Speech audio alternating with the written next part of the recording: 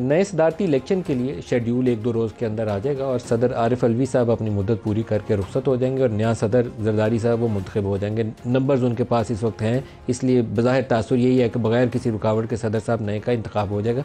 अलवी साहब ने असम्बली का इजलास बुलाने के हवाले से जो पोजीशन इख्तियार की है वो लगता है कि जाते जाते शायद वो पीटीआई के दिल में अपनी मोहब्बत जो है थोड़ी गहरी करने की कोशिश कर रहे हैं, क्योंकि कॉन्स्टिट्यूशन 91 आर्टिकल सब क्लॉज उसकी 2 है, वो ये कहती है कि 21 डे के ऊपर इजलास होना है कौमी असम्बली, अगर सदर साहब उससे पहले नहीं बुलाते।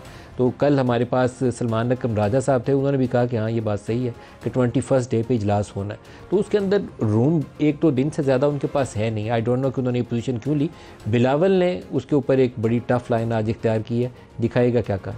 जो प्रेसिडेंसी है उसकी बस की बात नहीं। वैसे आपको मालूम है कि सदर पाकिस्तान का इम्यूनिटी होता है। काफ़ी ऐसे कुछ केसेस है मेरे ख्याल में जो अब लीगल मसाइल बनेंगे। अलवी साहब, इम्कान ये है कि ना सिर्फ वो अदम एतमाद के वक्त आइन तोड़ने वाला मुकदमा होगा, मगर साथ साथ ये असम्बली आइनी जो उसका फ़र्ज है वो ना उस पर ना अमल करते हुए असम्बली को नहीं बुलाया तो वो भी एक और मुकदमा होगा।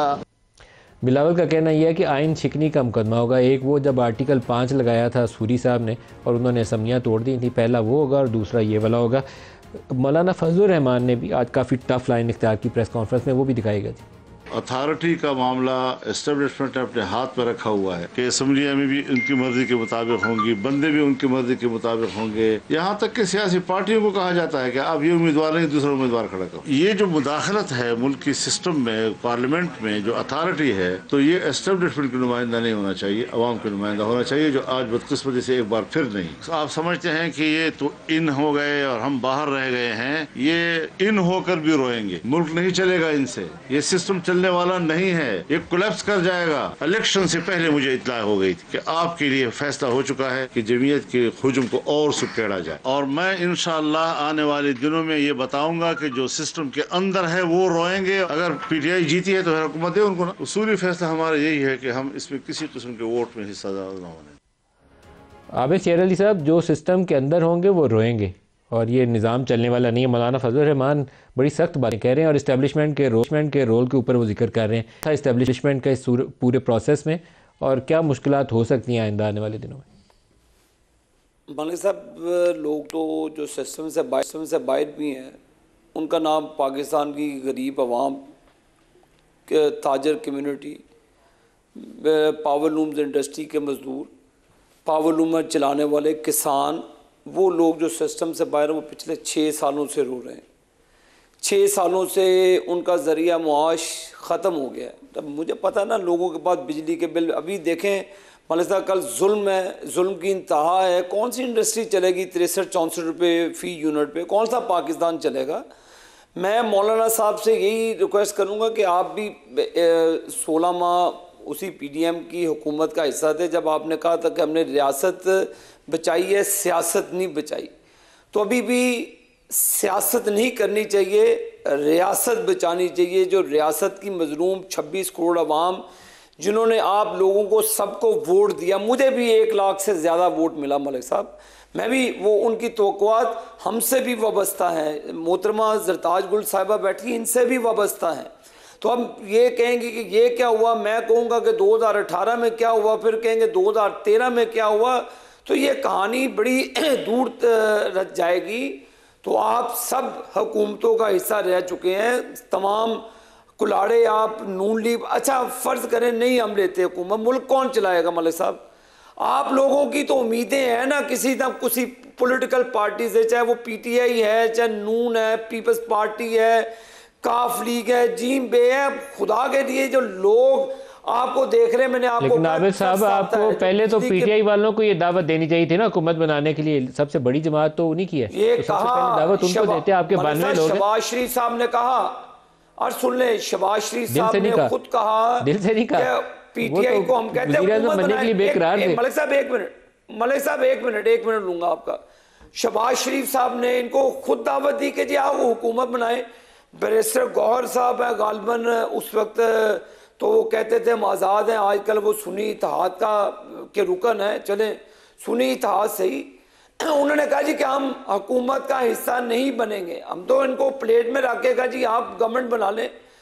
इशू ये है मलिक साहब कि अब सब पॉलिटिकल पार्टीज, ये मुल्क सिर्फ मुस्लिम लीग नून के लोगों का नहीं है, ये मुल्क आप सबका है। अब आप लोग असम्बलियों में आ गए हैं, बैठे टेबल पे, चाहे वो पीटीआई के लोग हैं, तमाम स्टेक होल्डर्स हैं, पॉलिटिकल पार्टीज हैं, एक टेबल पे बैठ के मुल्क के लिए रास्ता तलाश करें। नहीं तो ना ये सियासत रहेगी, ना फिर कोई रियासत रहेगी, ये फिर नाम ही रह जाएंगे कि जी फलान पॉलिटिकल पार्टी हुआ करती थी। लोगों को इन इम्तिहानात में ना डालें। अब आप लोग अल्लाह करेगा रियासत कायम रहेगी इंशाल्लाह, रास्ता भी मिलेगा। ज़रताज से ये सवाल नहीं पूछते हैं, वो तो कहते हैं ना सियासत ना रियासत दोनों खतरे में। भूख और फ्लास के आगे कुछ कायम नहीं रहता। फिर आप बताइए। देखिए, ये जितने भी डिस्कशन हो रही है ना, या जितने भी 8 फरवरी के बाद मुल्क में वाक़यात हो रहे हैं, चाहे वो मौलाना फजल रहमान साहब की स्टेटमेंट है, वो इन्हीं के एलाई थे, शायद आगे भी हों। इसी तरीके से MKM इनके एलाई है, उनकी अगर आप स्टेटमेंट देख लें, बहुत सारी ऐसी बातें हो रही हैं कि, और ये मैं तो खुद विटनेस हूँ, मैंने तो खुद इलेक्शन लड़ा है 185 का, और मुझे पता है कि मैंने इलेक्शन कितनी मुश्किलों में जो है वो लड़ा है। वहाँ पे प्री पोल रिगिंग भी हुई है और अभी तक भी जारी है। इतना टफ टाइम पाकिस्तान की सियासत में कभी नहीं हुआ। ठीक है 2018 में ना जाए, ठीक है 2013 में ना जाए, लेकिन मौजूदा हालात पे तो बात की जा सकती है ना।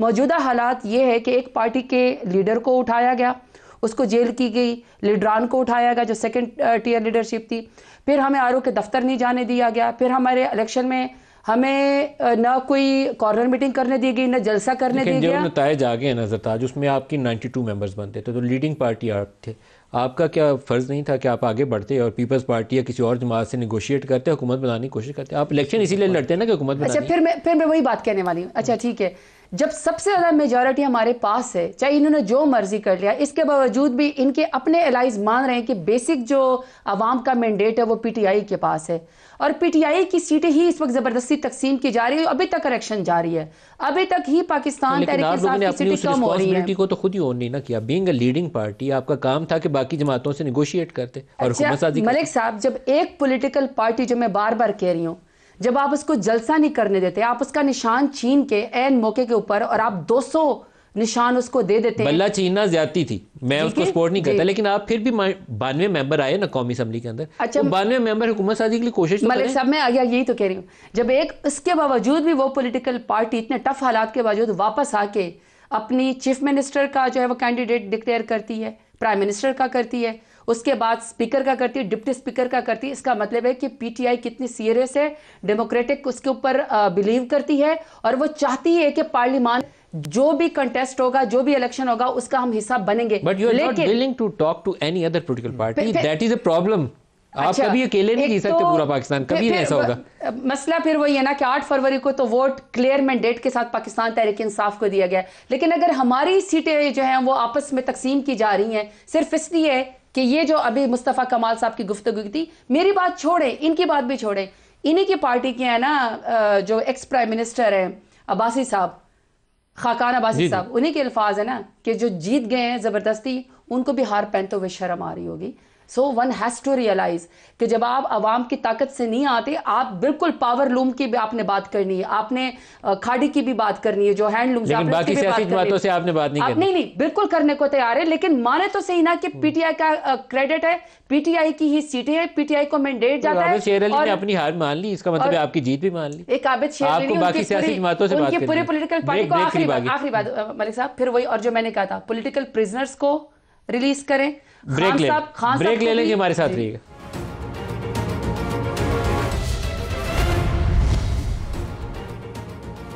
प्रोग्राम में दोबारा खुशामदीद कहते हैं। पाशा साहब, आगे समियाँ चलेंगी, ये एक बड़ा सवाल है।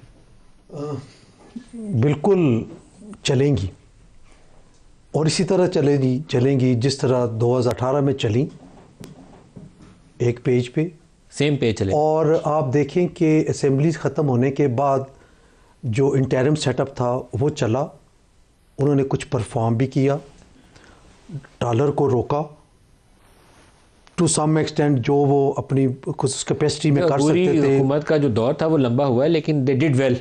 हाँ, तो अगर यही सूरत हाल रहती है तो मेरा ख्याल है कि चलेगी और इसको चलना चाहिए। बार बार इलेक्शन का मुतम्मल नहीं हो सकता। पाकिस्तान 1.5 खरब रुपया इस इलेक्शन पे खर्च हुआ है। 48 अरब रुपए तो जो है वो दिए इलेक्शन कमीशन ने, और बाकी जो कैंडिडेट्स ने खर्च किया है, हो सकता है मैडम ने ना किए हों, लेकिन इनके अपोनेंट कैंडिडेट ने करोड़ों रुपए खर्च किए होंगे और ये सारा नज़र आ रहा था कि पैसे खर्च हुए हैं। लेकिन मौलाना साहब का ख्याल नहीं है, वो कहते हैं ये नहीं चलना। नहीं, मौलाना साहब की अपनी सोच है, हाँ, उनके बगैर नहीं चलना। और मुझे लगता है कि मौलाना साहब को जब बाज़ाब्ता तौर पे एक सही इज़्ज़त और तकरीम के साथ दावत मिलेगी तो वो इस सेटअप में आ जाएंगे। मुझे लगता है, मैं ये फोर्सी कर रहा हूँ। अच्छा आबिद साहब, आप बताइए, मौलाना साहब की गुफ्तगू अगर आपने सुनी हो तो मौलाना साहब तो लगता है बस सारा कुछ समेटा जाने वाला है। मौलाना साहब मैं 1 मिनट लूँगा आपको। मोहतरमा बड़ी गुफ्तगू फरमा रही थी, तो इनको अगर जस्टिस सदीकी साहब की मैं स्टेटमेंट याद कराता जाऊँ, जस्टिस जज अरशद मलिक साहब का इतराफ़ी बयान मैं इनको याद कराता जाऊँ, फिर जहांगीर तरीन का जहाज़ जो इस्तेमाल हुआ जहाँ पे विकटें गिरा कर हमारे लोगों को वो पटे पहनाए जाते थे वो याद करवाता जाऊँ, फिर कहते थे जी 2 साल की मेहनत ज़ाया हो जाएगी अगर नवाज़ शरीफ या मरीम नवाज़ की ज़मानत दी जाए, वो याद कराता जाऊँ, फिर कराची में मरीम नवाज़ शरीफ साहिबा का दरवाज़ा तोड़ के जिस तरह से वो चादर और 4 दीवारी की पामाली की गई वो याद कराता जाऊँ। मैंने ज़िंदगी का सबसे बड़ा जो सासा मेरी वाइफ थी, मैंने ज़िंदगी का सबसे बड़ा मैंने पे किया, मैंने उसके जनाजे को कंधा नहीं दिया। मलिक साहब ये मेरे पे ज़िंदगी का बहुत बड़ा बोझ है। मैंने सियासी तौर पर बहुत बड़ी कीमत अदा की है कि मैं अपनी वाइफ का जनाजा अटेंड नहीं कर सका। तो ये नहीं करें कि जी आप दूध के धुले हुए थे, आपने कुछ नहीं किया। तो मैंने इसके बावजूद आपको कह रहा हूँ कि खुदारा कौम के लिए सोचें।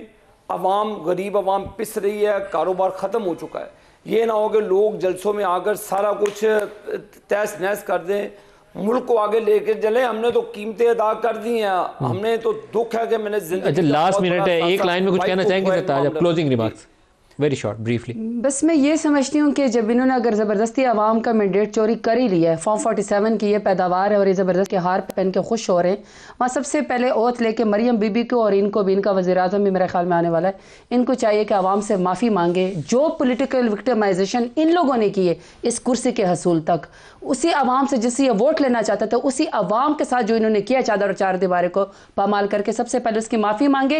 आगे मुल्क को चलना चाहिए। आबिद शेर अली साहब, आप सबका बहुत शुक्रिया। आज के लिए इतना ही इजाज़त दीजिए। अल्लाह हाफ़िज़।